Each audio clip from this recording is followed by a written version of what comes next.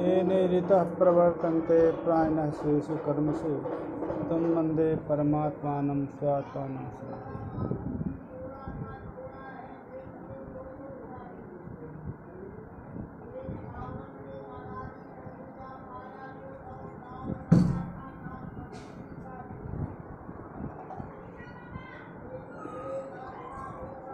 हम वेदांताभिमत प्रमा स्वरूप का विचार कर रहे थे। प्रमा का लक्षण, प्रमा का लक्षण किया गया अनधिगत अबाधित विषय ज्ञानत्वं प्रमा, जिस ज्ञान का विषय पूर्व में अधिगत न हो तथा जिस ज्ञान का विषय उत्तर काल में बाधित न हो, तद विषयक ज्ञान को प्रमा कहते हैं। इसलिए अतिव्याप्ति और अव्याप्ति भी एतादृश प्रमा लक्षण में नहीं है, क्योंकि आत्म विषय ज्ञान का विषय जो आत्मा है वो पूर्व में अनधिगत है, उत्तर में उसका बाध भी नहीं है, अतः आत्म विषय ज्ञान में प्रमा का लक्षण चला जाएगा। और सुक्ति रजत विषय ज्ञान का सुक्ति रजत पूर्व में अधिगत तो है, परंतु उत्तर काल में उसका बाध है, अतः अबाधित विषय ज्ञान नहीं है, इसलिए प्रमा का लक्षण है। और ये भी बता दिया कि अनधिगत अंश अस्मृति में प्रमा के लक्षण व्यावृत्ति के लिए किया। अब यहाँ पर लक्षण की अव्याप्ति बताया धारावाहिक ज्ञान स्थल। धारावाहिक ज्ञान स्थल में ज्ञान धारा, एक विषय का अनेक ज्ञानों की जो धारा है उसको ज्ञान धारा कहते हैं।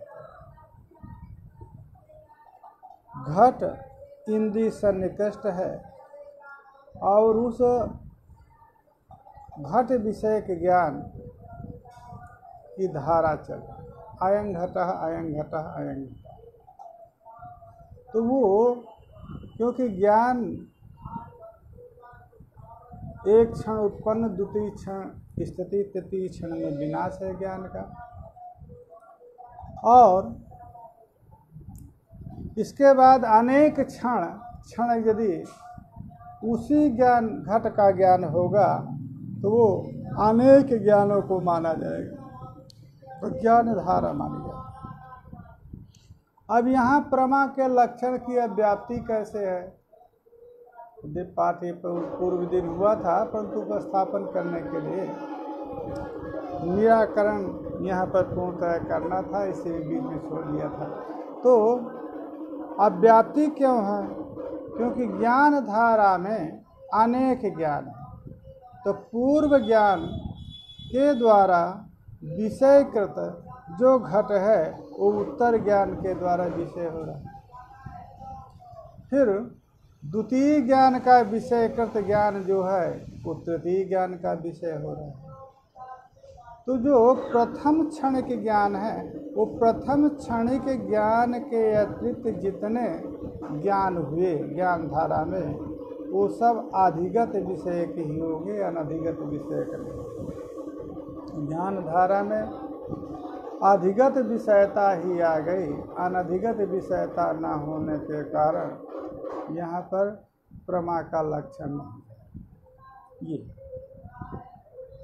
पूर्व पक्षी का पक्ष था। सिद्धांती उत्तर क्या दे रहा है? पहला उत्तर जो प्रश्न करता था उसी के अभिमत से उत्तर दे रहा है, जो अनेक ज्ञान मानता है ज्ञान धारा, तो उसी के उत्तर के लिए कह रहे हैं कि तत्त जो ज्ञान है तत्त क्षणोत्पन्न जो ज्ञान धारा में जो ज्ञान है, वो ज्ञान तत्त क्षणावच्छिन्न घट को विषय करें, तत्त क्षण विशिष्ट घट को विषय करेंगे। अतः यदि ज्ञान धारा में ज्ञान अनेक हैं तो तत्त क्षण विशिष्ट ज्ञान विषयीभूत जो घट है वो भी घट भी अनेक है। यदि आप अपने सिद्धांत के अनुसार ज्ञान धारा, यदि ज्ञान धारा में यदि अनेक ज्ञान मानते हैं तो हम भी वहाँ पर तत्त क्षण विशिष्ट अनेक घट को भी मानते हैं। तो पूर्व क्षण विशिष्ट घट को पूर्व ज्ञान ने विषय किया, उत्तर क्षण विशिष्ट घट को उत्तर क्षण ज्ञान ने विषय किया। इस प्रकार से सभी जो ज्ञान हैं वो पूर्व ज्ञान से अनधिगत, क्योंकि पूर्व ज्ञान जो था वो उत्तर क्षण के ज्ञान घट को विषय तो करेगा नहीं, उत्तर क्षण विशिष्ट। अतः उत्तर क्षण विशिष्ट जो घट उत्तर ज्ञान का विषय हो रहा है वो पूर्व क्षण विशिष्ट घट ज्ञान का विषय नहीं हुआ था, इसलिए अनधिगत। तृतीय क्षण जो ज्ञान है, तृतीय जो ज्ञान है जो छठवें क्षण में पैदा होगा, वो ज्ञान भी अनधिगत विषय है। क्यों? वो जो प्रथम ज्ञान था, प्रथम ज्ञान ने स्वक्षणावच्छिन्न जो उसका क्षण है ज्ञान का क्षण, तद क्षणावच्छिन्न घट को विषय किया, और जो द्वितीय ज्ञान है वो द्वितीय ज्ञानकालीन जो क्षण है तद क्षण विशिष्ट घट को विषय किया। तृतीय जो ज्ञान है वो तृतीय ज्ञान जो क्षण, तृतीय ज्ञान का जो क्षण है तद क्षण विशिष्ट जो घट है उस घट को विषय किसी ने नहीं किया, इसलिए अनधिगत विषयता यहाँ पर आ गई। ठीक। अब प्रश्न ये होता है कि क्षण विशिष्ट या क्षणावच्छिन्न जो भी आप कहें, तो क्षण यदि घट का अवच्छेदक होगा विशेषण विधेया, तो विशेषण वही होता है जो विद्यमान हो करके विधेय में अन्वित हो करके इतर का व्यावर्तक है। विद्यमानत्वे सति विधेय अन्वित्वे सति इतर व्यावर्तकत्वम विशेषणत्वम। तब यदि क्षण विशिष्ट यदि आप घट को भेद कहेंगे, क्यों? क्षण उपलक्षित तो भेद होगा नहीं, क्योंकि जो उपलक्षण विद्यमान नहीं रहेगा तो घट का भेदक नहीं होगा। तो घट विशेषणतया ही घट का भेदक हो सकता है। तो क्षण जो काल है वो काल घट का विशेषण कब बनेगा कि घट वेद्य है, तो काल को भी वेद्य होना पड़ेगा। वेद्य जो घट है उस वेद्य घट विधेय के साथ अन्वय काल का होना होगा, करना मानना पड़ेगा। और काल की वेद्यता नहीं, क्यों? उद्भूत रूपत्व और महत्व द्रव्य प्रत्यक्ष में कारण होता है। इसीलिए पृथ्वी जल और तेज का प्रत्यक्ष होता है, वायु का प्रत्यक्ष इसलिए नहीं होता कि रूप रहित होने पर। इसी प्रकार से तीन द्रव्यों के अतिरिक्त बाह्य द्रव्य आत्मा का प्रत्यक्ष होता है, उद्भूत रूपत्व और महत्व बहिरिंद्रिय प्रत्यक्ष गम्य द्रव्य प्रत्यक्ष का उन्हें कहना है। बहिरिंद्रिय प्रत्यक्ष योग द्रव्य प्रत्यक्ष में उद्भूत रूपत्व और महत्व कारण होता है, क्योंकि आत्मा का प्रत्यक्ष होता है, उसमें रूपवत्ता नहीं होती, परंतु बहिरिंद्रिय प्रत्यक्ष नहीं। बहिरिंद्रिय प्रत्यक्ष द्रव्य में उद्भूत रूपत्व महत्व कारण होता है। अच्छा, तो उद्भूत रूपत्व और महत्व आत्मातिरिक्त द्रव्य में जब में सभी में कारण है, तो इसलिए आपके काल का तो प्रत्यक्ष होगा नहीं। तब कह रहे हैं कि काल का प्रत्यक्ष भी हम स्वीकार करते हैं, निरूप होने पर भी काल का प्रत्यक्ष स्वीकार करते हैं। जिस प्रकार से मीमांसक ने स्वीकार किया है। कैसे? कहा एतत्कालीनो घटा ये प्रतीति होती, एतत्कालीनम घटम पश्यामि ये भी प्रतीति है। अतः जो निरूप काल है, उस निरूप काल की प्रत्यक्ष योग्यता मान करके तत्काल विशिष्ट जो घट है वो घट भिन्न हो गया। और तो यदि धारावाहिक स्थल में अनेक ज्ञान हैं तो घट भी अनेक हो गए। तत्त क्षणिक ज्ञान के विषय तत्त घट होंगे। अतः उनमें अनधिगत विषयता ही रही, अधिगत विषयता नहीं रही। यही उत्तर अंश है। इतने प्रश्न को अभिगत करके ये उत्तर अंश जो है उन्होंने कहा है निरूपस्यापि कालस्य इंद्रिय वेदत्वात् धारावाहिक बुद्धिरपि धारावाहिक बुद्धि स्थल में पूर्व ज्ञान का अविषय तत्क्षण विशेष विशिष्ट विषय होने के कारण अव्याप्ति नहीं। ये उत्तर जो धारावाहिक ज्ञान स्थल में अनेक ज्ञानों का भेद मानते थे,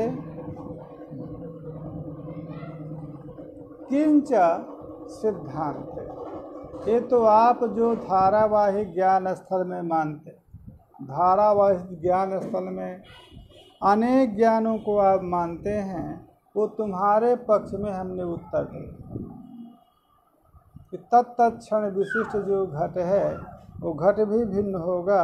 इसलिए आपके पक्ष का तो उत्तर हो गया।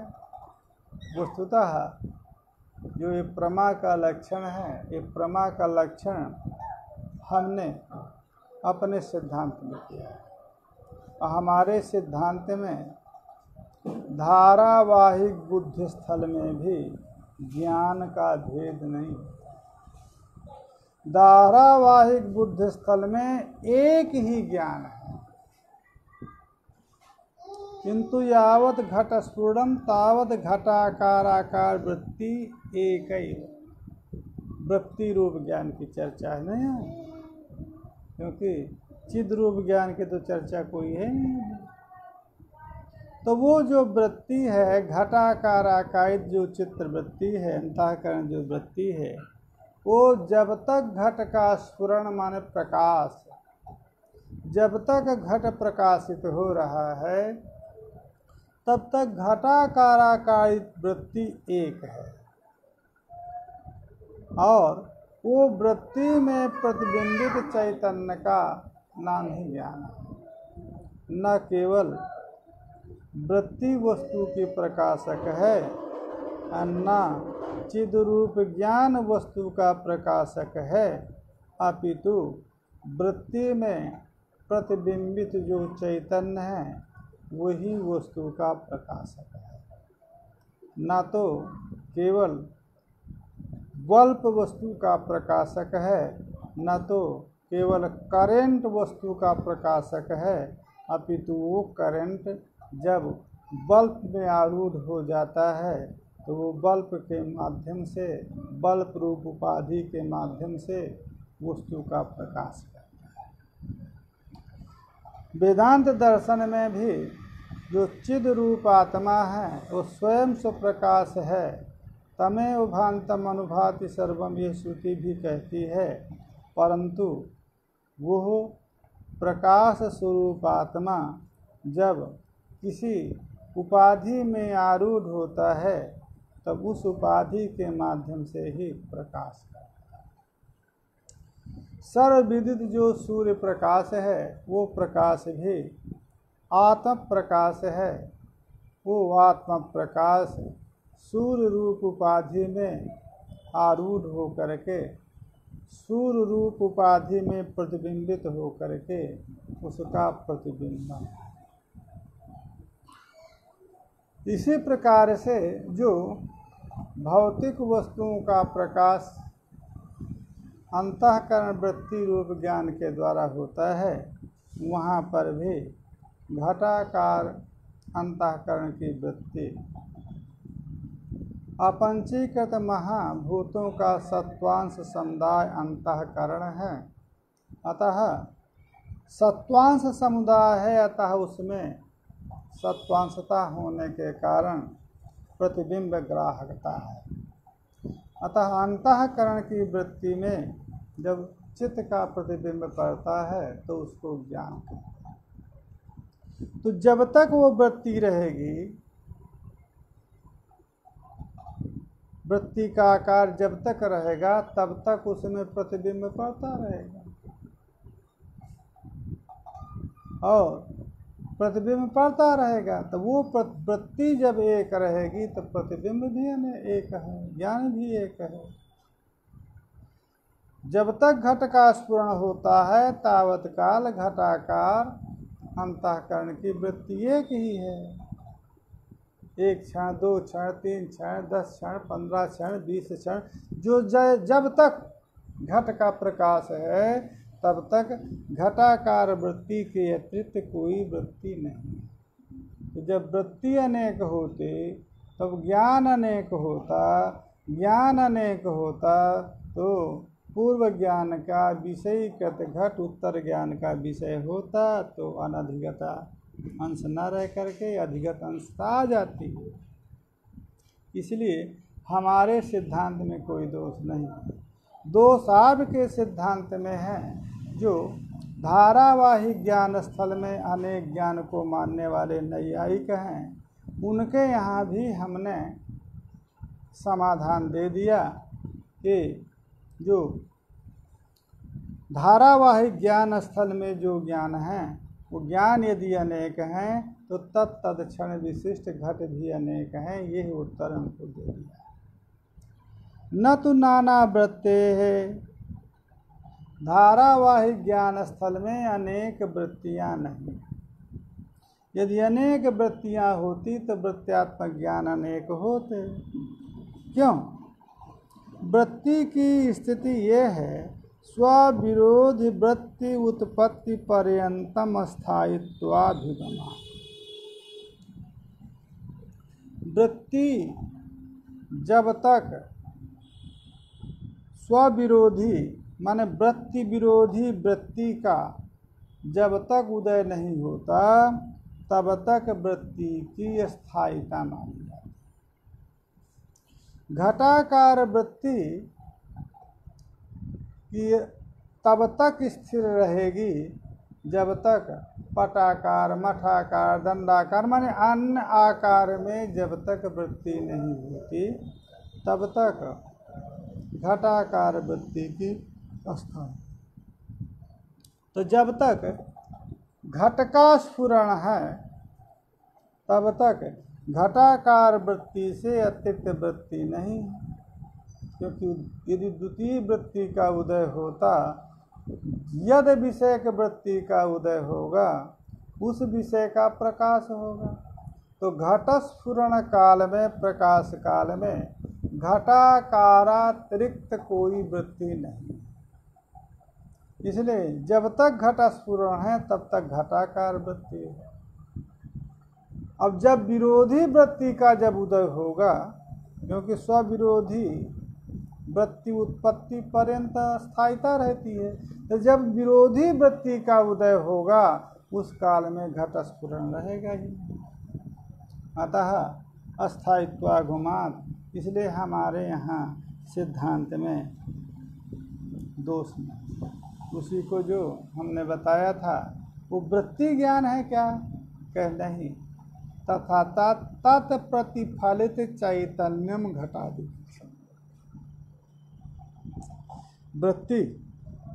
वृत्ति ज्ञान नहीं, अपितु वृत्ति प्रतिफलित चैतन्य ज्ञान। केवल चैतन्य ज्ञान नहीं, चैतन्य जो चेतन है वो वस्तु प्रकाशक व्यवहारोपयोगी ज्ञान नहीं। व्यवहार संपादक जो लोक व्यवहार संपादक जो ज्ञान है वो ज्ञान न केवल वृत्ति है। और क्यों केवल वृत्ति को नहीं मान लिया जाता? क्या केवल वृत्ति को क्या माने? अंतःकरण जब पंच महाभूतों के सत्वांश से जायमान है तो पंच महाभूत जो है वो जड़ हैं, तो अंतःकरण भी जड़ होगा। तो उसका जो अंतःकरण का परिणाम जो वृत्ति है वो कोई चेतन थोड़ा हो जाएगा। तो जड़ भूत अंतःकरण का परिणाम भी वृत्ति जड़ है, परंतु उस जड़ वृत्ति में जब प्रतिबिंबता हो गई, चैतन्य प्रतिबिंबित हो गया तो प्रकाश हो गया। जिस प्रकार से जलादि में जब सूर्य आदि का प्रतिबिंब पड़ता है तो जलादि भी प्रकाशक हो जाता है। उसी प्रकार से जड़भूत जो जल है या दर्पण है, इस दर्पण में प्रकाश का प्रतिबिंब जब पड़ता है तो ये स्वयं प्रकाशित हो करके और अन्य वस्तुओं को प्रकाशित कर देता है। तो स्वयं प्रकाशता इसमें नहीं।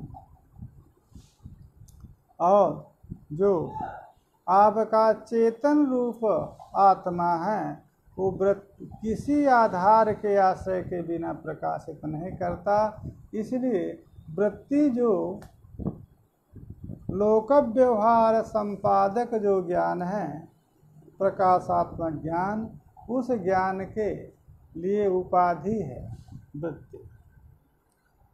अतः जब तक वो वृत्ति है, जब तक घट का स्फुरण है, विरोधी वृत्ति का उदय नहीं हुआ, तावत काल वृत्ति है। अब वृत्ति पर प्रतिफलित जो चैतन्य है, घटादि ज्ञान, वृत्ति प्रतिफलित चैतन्य रूप घटादि ज्ञान, एक चैतन्य रूप, वो एक चैतन्य रूप आत्म रूप ज्ञान है, वो घटादि ज्ञान नहीं है। परंतु वृत्ति प्रतिफलित चैतन्य रूप ज्ञान जो है, यही ज्ञान घटादि विषय ज्ञान। तत्र तावत कालीनम एकमेवेति, वहाँ पर तत्कालीन जो एक ही ज्ञान है, इसलिए कोई भी यहाँ पर अतिव्याप्ति अव्याप्ति की आशंका नहीं करनी चाहिए। ठीक है, अव्याप्ति की आशंका नहीं होगी। आपका लक्षण क्या हुआ? लक्षण हुआ अनधिगत अबाधित विषयक ज्ञानत्वम प्रमात्व। यस्य ज्ञानस्य विषयः अनधिगतः, यस्य ज्ञानस्य विषयः अबाधितः, तद ज्ञानम प्रमा। इस साक्षात कहा, ये प्रमा का लक्षण तो आपका घटादि विषय ज्ञान में तो जाएगा नहीं। क्यों?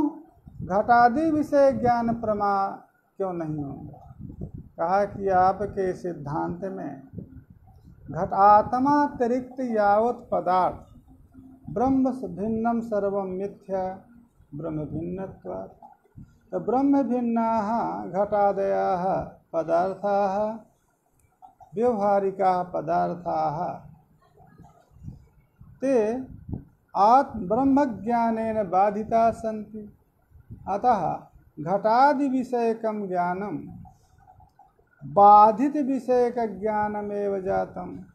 अतः तस्य प्रमात्वं कथं संभविष्यति? सर्वैरपि यद विषयक ज्ञानस्य प्रमात्वम् अभिमतं तस्य ज्ञानस्य प्रमात्वं भवतां मते न सिद्ध्यति। जिस घटादि विषय ज्ञान को सभी लोग प्रमा मानते हैं, सभी सिद्धांतों में परमात्मक सिद्ध है, वो आपके मत में परमात्मक नहीं होगा। आपके मत में केवल आत्म विषय ज्ञान ही परमात्मक होगा। क्यों? क्योंकि आपने तो कहा है अनधिगत विषयक और अबाधित विषयक दोनों रहना चाहिए। विषय में अनधिगतत्व भी होना चाहिए और अबाधितत्व होना चाहिए। जब अनधिगत और अबाधित अंश दोनों रहेगा, अबाधितत्व भी अनधिगत, तद विषय ज्ञान प्रमा होगा। घटादि विषय ज्ञानों में, घटादि विषय ज्ञानों के जो विषय घटादि हैं उनमें अनधिगतत्व भले ही हो, पूर्व ज्ञान के द्वारा अधिगत घटादि भले ही न, परंतु आत्मज्ञान के द्वारा तो बाधित हैं। क्योंकि मिथ्या, बाधितत्व, आध्यस्तत्व ये सब आपके यहाँ पर्यायवाची हैं। सिद्धांते घटादे मिथ्यात्वेन बाधितत्व, क्योंकि यद बाधितम तद मिथ्या, अर्थात यद मिथ्या तद बाधितम, दोनों मिथ्या बाधित पर्यायवाची है। तो घटादि को आप मिथ्या समझते हैं तो वो बाधित ही हुआ। तो बाधित विषय ज्ञान तो प्रमा आपके यहाँ होगा नहीं।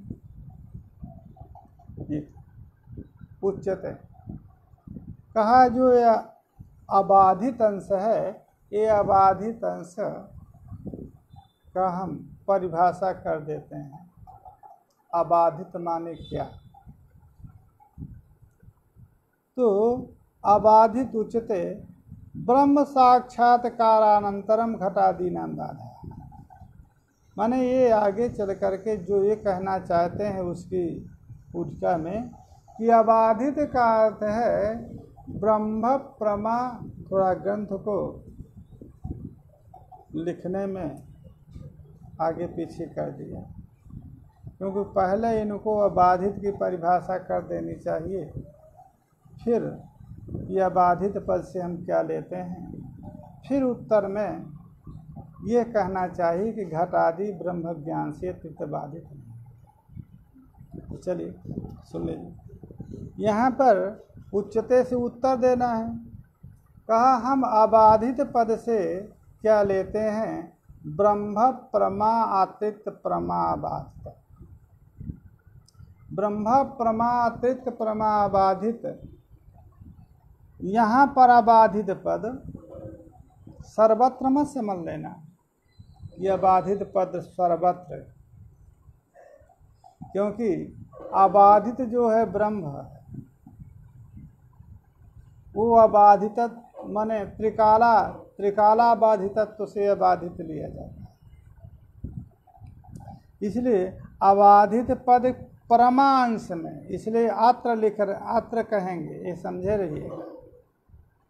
अत्र अबाधित पदेन ब्रह्म प्रमा अतिरिक्त प्रमा बाधितत्व महिमतम। यहाँ पर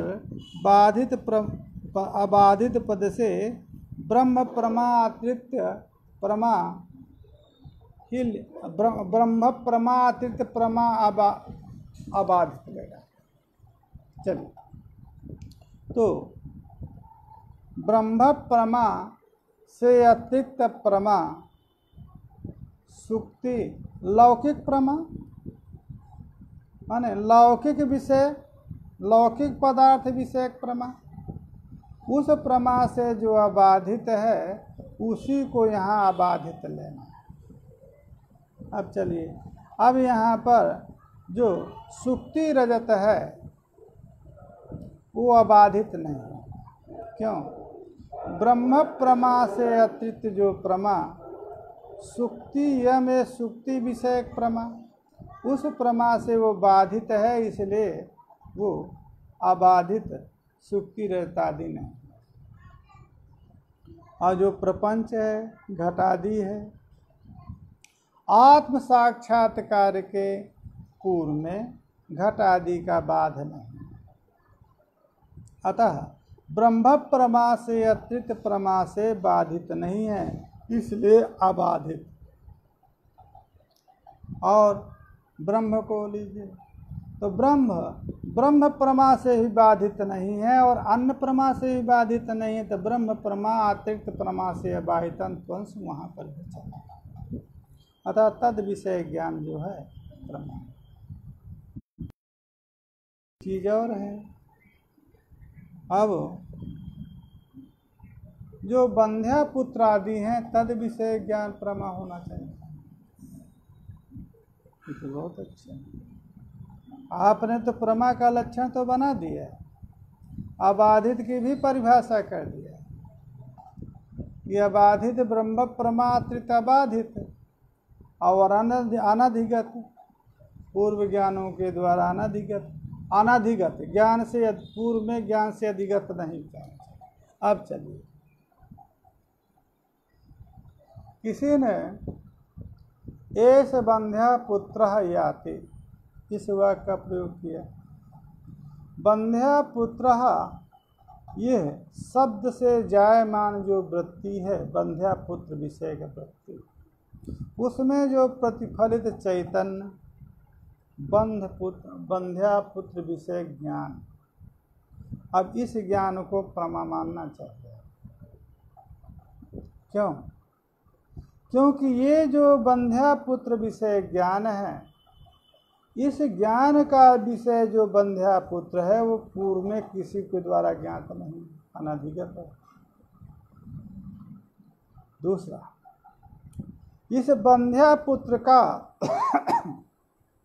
न ब्रह्म ज्ञान से बाध होता है, न ब्रह्म ज्ञानातिरिक्त ज्ञान से बाध होता है।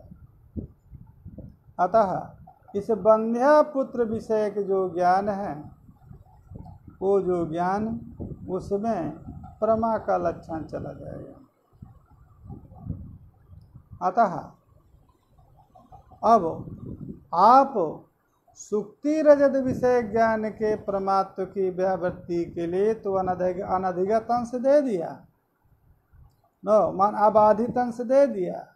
अनधिगत अंश आपने दिया जो है स्मृति व्यावृत्ति के लिए, परंतु बंध्या पुत्र आदि विषय जो ज्ञान है उसमें अनधिगत उसके ज्ञान के विषय बंध्या पुत्र में अनधिगतत्व भी है और अबाधितत्व भी है। इसलिए सत्वेन प्रतीतर्हत्वे सति अनधिगतत्वे सति अबाधितत्वे सति। अतः कहना होगा सन प्रतीत अर्ह सन प्रतीतर अनधिगत अबाधित विषय ज्ञानत्व। सन प्रतीति सत प्रतीति का अर्ह हो, अनधिगत हो, अबाधित हो, अथवा ये दोनों को सत्वेन प्रतीयमानत्वे सति अनधिगत अबाधित विषय ज्ञानत्वम।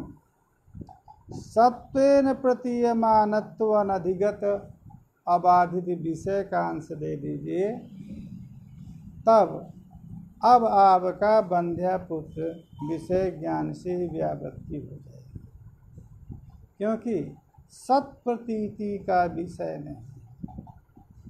उचित व्यधिष्ठान में सत प्रतीति का विषय नहीं है, अतः विशेषण अंश नहीं रहा। अतः तद विषय ज्ञान, क्योंकि उस विषय के ज्ञान को प्रमा कहेंगे जिस ज्ञान का विषय सत भी हो, अनधिगत भी हो और अबाधित भी हो। बंध्यापुत्र विषय ज्ञान का विषय जो बंध्यापुत्र आदि है अनधिगत है, अबाधित है, परंतु वो सत नहीं। घट आदि विषय जो ज्ञान है वो अनधिगत है, ब्रह्म प्रमा से अतिरिक्त प्रमा से अनधिगत है, अबाधित है, असत्येन प्रतीत है। आत्मा जो है न तो किसी ब्रह्म प्रमात्रित प्रमा से अबाधित है और अनधिगत है, असत है।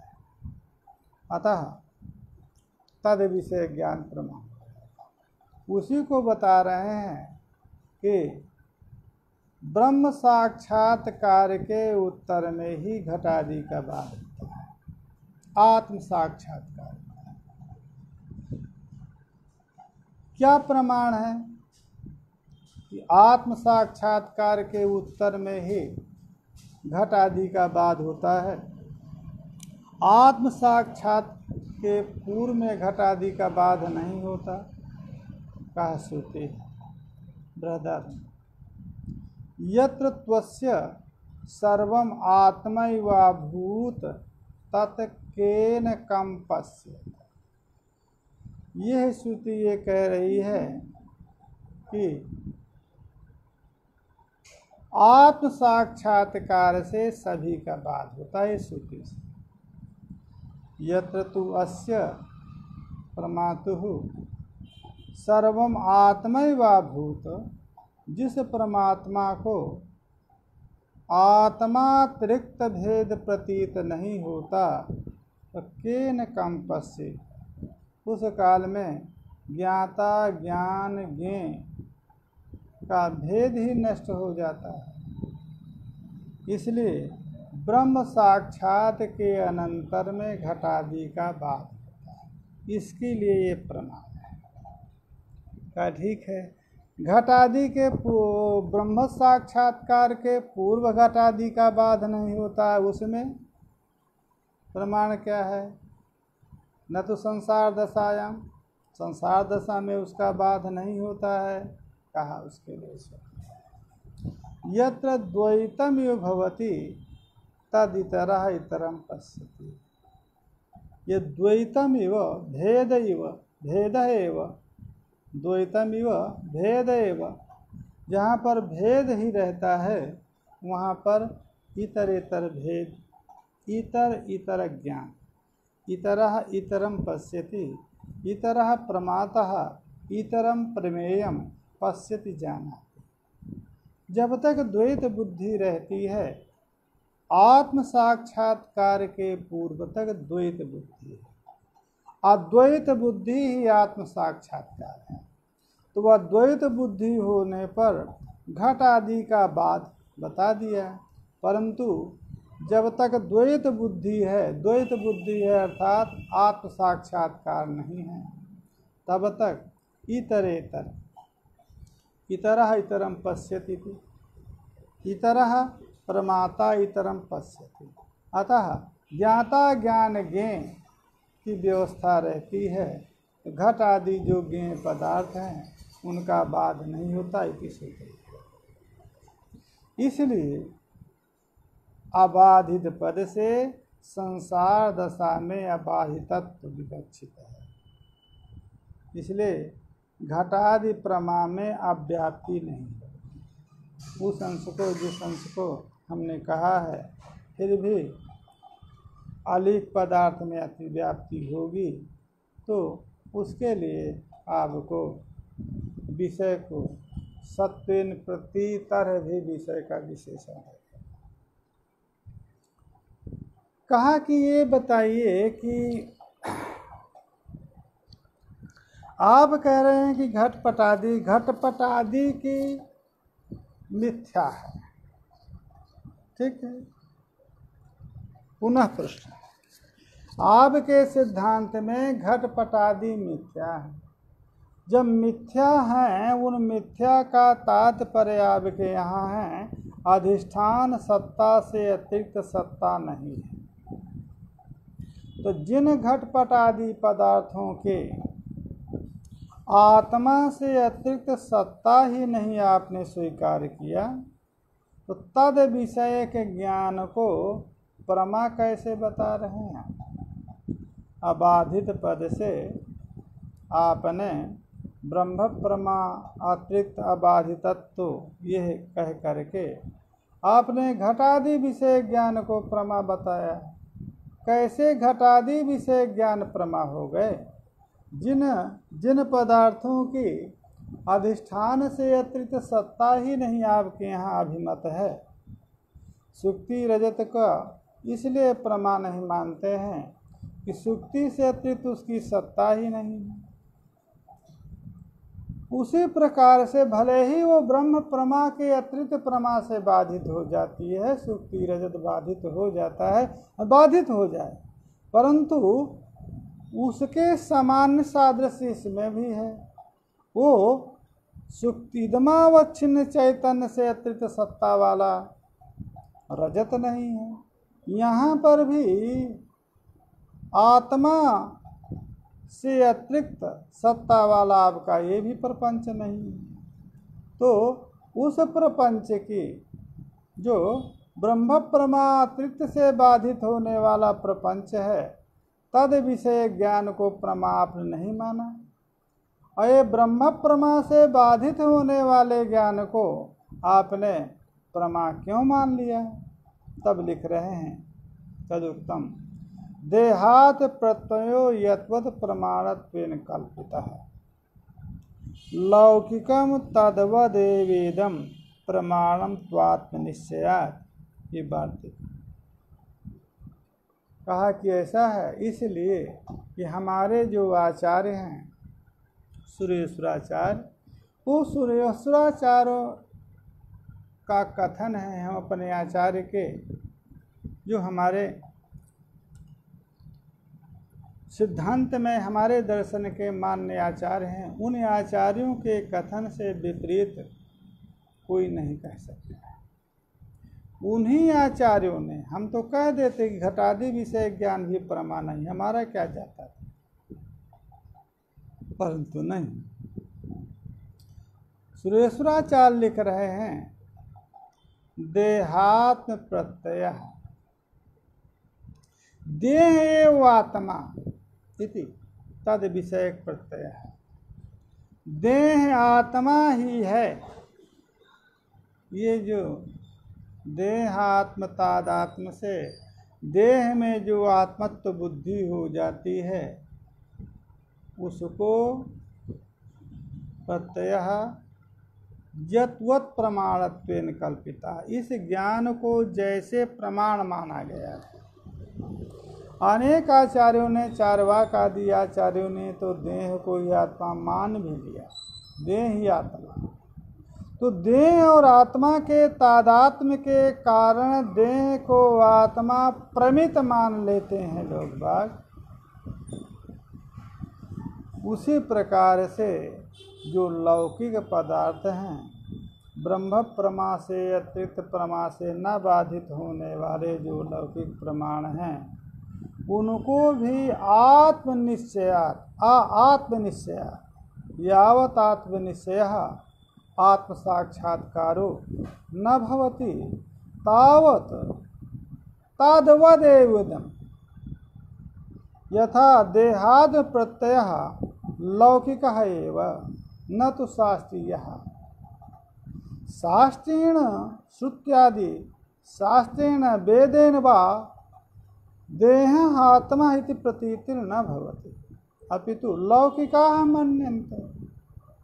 तो यदि लौकिक अभिमतस्य देहात्म प्रत्ययस्य यदि प्रमाणत्वम् उरीक्रियते सर्वैः तद्वदेव यावत् आत्मनिश्चयः न भवति आत्मा न देहः इति प्रत्ययो न भवते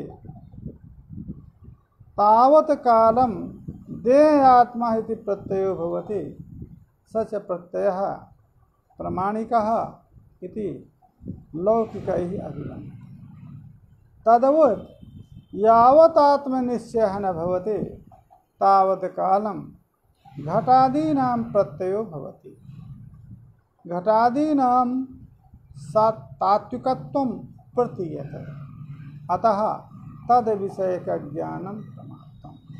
कहा भले ही घटादि ब्रह्म प्रमा से अतिरिक्त प्रमा वाले ना हो और ब्रह्म सत्ता से अतिरिक्त सत्ता का ना हो, परंतु हमारे आचार्य ये मानते हैं कि देहात प्रत्यय आत्म साक्षात्कार के पूर्व में देह ही आत्मा है, इसको प्रमाणिक माना जाता है। उसी प्रकार से ये प्रपंच विषयक जो ज्ञान है, ब्रह्म प्रमा से प्रमा से अबाधित विषयक जो ज्ञान है, इसको ही प्रमा माना। आत्मनिश्चयात का में एक आकार का प्रश्लेष है। आत्मनिश्चय अवधि परक है। यावत आत्मनिश्चय न भवति तावत ब्रह्म साक्षात पर्यंता नित्य था, वही उन्होंने पूर्व में कहा। लौकिकम माने घटादि ज्ञान, ये जो देहात प्रत्ययोत्प्रमाणत्वेन कल्पितः आत्मनिश्चयात, इसी को कहा हमने कहा है। आत्मनिश्चयात माने ब्रह्म साक्षात्कार पर्यंता। और जो ये लौकिकम माने घटादि ज्ञान, घटादि ज्ञान को भी परमात्मक माना जाता है। अतः प्रमा के स्वरूप का निर्वचन हो जाने के बाद ये प्रमा एक है। प्रमा इन्होंने स्थापित कर दिया अपने सिद्धांतानुसार कि जो सद, जिसका विषय सत हो, अनधिगत हो तथा अबाधित हो, तद विषय के ज्ञान को प्रमा कहना चाहिए। ग्रंथ में कहीं सत नहीं लिखा है तो कुछ लोगों को आपत्ति हो सकती है कि ग्रंथ में तो अनधिगत अबाधित विषय ज्ञान लिखा है, परंतु सत तो नहीं लिखा है। तो ग्रंथ में तो सब कुछ लिखा ही है, हम लोगों को पढ़ाने की क्या आवश्यकता है। हमारी बुद्धि में आ रहा है कि जो बंध्या पुत्रादि विषय ज्ञान है, उसका विषय बंध्या पुत्रादि किसी को आज तक अधिगत नहीं है, तो इसलिए अनधिगत भी हो गए। उसका अबाध माना नहीं जाता है, इसलिए अबाध भी हो गया। तो तद विषय जो ज्ञान है, शाब्दिक ज्ञान तो हो गई करेगा, अन्य ज्ञान न हो, शब्द जन वृत्ति तो होती ही है। उस ज्ञान को प्रमा क्यों न मान लिया जाए। इसलिए अपने बुद्धि से ये आया कि प्रमा की अतिव्याप्ति हो सकती है यहाँ पर, तब उसके निवृत्ति के लिए विषय में सदरूपता भी अंश जोड़ना होगा। ये सबने सोचा गुरुजनों के अध्ययन के बल पर, तो इसको आप अन्यथा न लें कि ये तो ग्रंथकार ने लिखा ही नहीं है और ये गुरुजी इस बात को क्यों कह रहे हैं। तो जो भी अध्येतागण होंगे वेदांत के, वो इस अंश को जरूर समझेंगे कि अनधिगत और अबाधित अंशता दोनों बंध्या पुत्र में पूर्वमच्छीर अलीक पदार्थ में यदि है, तो तद विषय ज्ञान का लक्षण वहाँ पर जाना चाहिए। इसलिए उसमें जब उसमें जाएगा तो उससे व्यावृत्ति भी कहना होगा, क्योंकि बंध्या पुत्र आदि विषय ज्ञान को प्रमा कोई नहीं कह सकता। तब उसके लिए आपको विषय को में सदरूपता भी अन्वित करना होगा। सत्वेन प्रतीतर भी विषय को कहना होगा। जो सत्वेन प्रतीतर हो, अबाधित हो, अनधिगत हो, ऐसे विषय का ज्ञान। अतः बंध्या पुत्र आदि से व्यावृत्ति हो जाएगी और आपके यहाँ पर समन्वय हो जाएगा, है ना। क्योंकि ब्रह्म प्रमा तृत प्रमा बाह्य ताज लेकर के इस प्रकार से प्रमा के स्वरूप का निर्वचन हो गया। ये प्रमा का स्वरूप एक है और इसके प्रमाण अनेक हैं। इसके कारण तत्तद करण से जायमान ये जो प्रमा है तद तद रूप में इसका निरूपण। प्रमा का एक रूप है जिसका विषय सत है तथा जिसका विषय अबाधित है एवं अनधिगत है। तीन विशेषण विषय के हैं। ये एतादृश विषय का जो ज्ञान है वो प्रमा है, वो एक है। अब वो प्रमा जब प्रत्यक्ष अक्षम अक्षम प्रतीति प्रत्यक्षम ये इंद्रिय जब इंद्रिय कारण से जायमान है तो उसका नाम प्रत्यक्ष प्रमा। और जब अनुमानक करण से जायमान है, अनुमान व्याप्ति ज्ञान, व्याप्ति ज्ञान से जब जायमान है तो उसी प्रमा का नाम अनुमिति प्रमा। उपमान सादृश्य करण से जब जायमान है तो उसी प्रमा का नाम उपमिति प्रमा। शब्द करण से जायमान है तो शब्द प्रमा। इस प्रकार से एक ही प्रमा के अनेक स्वरूप उत्पादक भेद से हो गए, करण भेद से। वस्तुतः प्रमा एक है, उसके प्रमाण कितने होंगे तो आप माने हम जितने मानते हैं उनको बता रहे। कोई प्रत्यक्ष मानता है, ठीक है, कोई प्रत्यक्षानुमान मानता है, कोई प्रत्यक्षानुमान उपमान मानता है, कोई प्रत्यक्षानुमान उपमान शब्द मानता है। हम कितने मानते हैं उनको बता रहे। हमारे यहाँ प्रमाण माने प्रमा के कारण, प्रमा ये बता दिया हमने। इसके कारण माने इसके उत्पादक जिनसे उत्पन्न होती है, इनका साधन भी कहेंगे। प्रत्यक्ष अनुमान उपमान, प्रत्यक्ष होगा, प्रत्यक्ष माने इंद्रिय, अनुमान व्याप्ति ज्ञान, उपमान सादृश्य ज्ञान, शब्द अर्थापत्ति और अनुपलब्धि, ये कारण होंगे। उन कारणों से इस प्रमा का भी भेद होगा। अतः प्रमा एक होते हुए कारण भेद से भिन्न होती है। अब हम अपना पाठ में समाप्त करते हैं। राजकुमार जी, कल जो है सब लोगों को सूचित कर देना, कल जन्माष्टमी है। कल पाठ जन्माष्टमी के दिन नहीं होगा। वैसे भी अष्टमी जो है ना अध्याय की, ये जो है सब लोगों को सूचित कर देना, है ना। जैसे